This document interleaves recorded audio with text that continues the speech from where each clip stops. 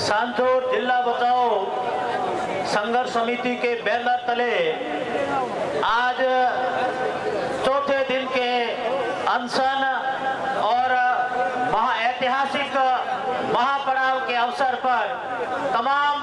गांवों और ढाणियों से पधारे हुए इस सांचौर के सपूतों मैं सर्वप्रथम धन्यवाद ज्ञापित करना चाहूंगा। आमरण अनशन के पहले दिन ही श्री सुखराम जी बिश्नोई साहब, सुरजन राम जी और हिंदू सिंह जी के आपने इस महापड़ाव की शुरुआत की और एक ऐतिहासिक महापड़ाव शुरू हुआ। साथियों, आज का जो दिन है सांचौर के इतिहास में ऐसा दिन न भूतो न भविष्य वाली बात को सिद्ध करने जा रहा है, क्योंकि समस्त सांचौर के लिए ये एक तरफ तो जहाँ एक वो पिक्चर थी, कभी खुशी कभी गम, तो गम तो इस बात का है कि सांचौर जिले पर संकट के बादल मंडरा रहे हैं और खुशी इस बात की है कि तमाम राजनीतिक दल अपनी विचारधाराओं से ऊपर उठकर इस बैनर तले हमारे लिए संघर्ष करने के लिए सतत प्रयास कर रहे हैं। न केवल राजनीतिक दल बल्कि व्यापारिक, सामाजिक, राजनीतिक, गैर राजनीतिक और समस्त जो इस धरने को जो समर्थन दिया है, आप सब, मेरा मन करता है कि मैं आप सुसों से आप सांचौर सुनोगे। अभी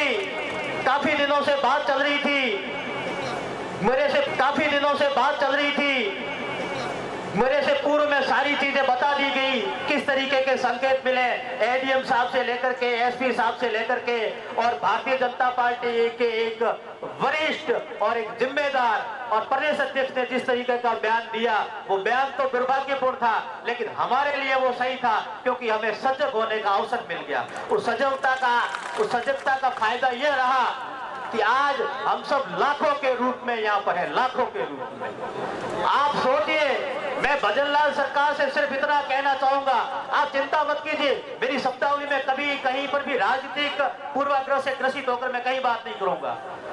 भजनलाल सरकार से मैं सिर्फ इतना निवेदन करना चाहूंगा कि आपने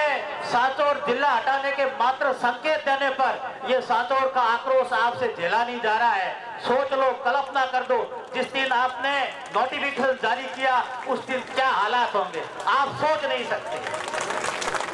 ये सांचौर है, वीर सूरों की धरती है, तपस्वियों की धरती है, और हमने कई ऐसे संकटों से गुजरे हैं, लेकिन आन बान और शान पर जब भी बात आई है तो सभी लोग एक मां के लाडले बन करके उस लड़ाई का हिस्सा बने हैं और उस लड़ाई को पार किया है।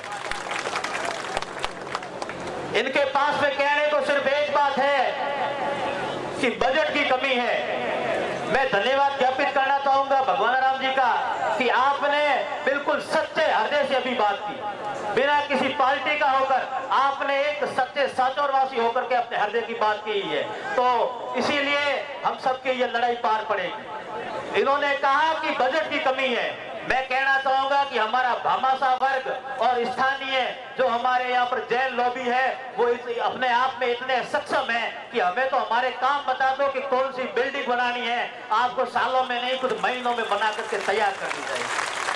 समय की एक अपनी मर्यादा है। मैं वापस आपसे कहना चाहूंगा कि परिंदों को नहीं दी जाती तालीम उड़ानों की, वो खुद ही छू लेते हैं बुलंदियां आसमानों की। आप पधारे हो, इस जाजम को जो आपने ताकत दी है और हमारे मंत्री जी के साथ में जो यहाँ अनशन पर बैठे हैं उनको आपने ताकत दी है, इस संघर्ष समिति को जो आपने ताकत दी है। मैं तो एक छोटा सा सामान्य कार्यकर्ता हूँ, लेकिन फिर भी आपसे यही अनुरोध करूंगा कि सांचौर के लिए जिएंगे और सांचौर के लिए मरेंगे।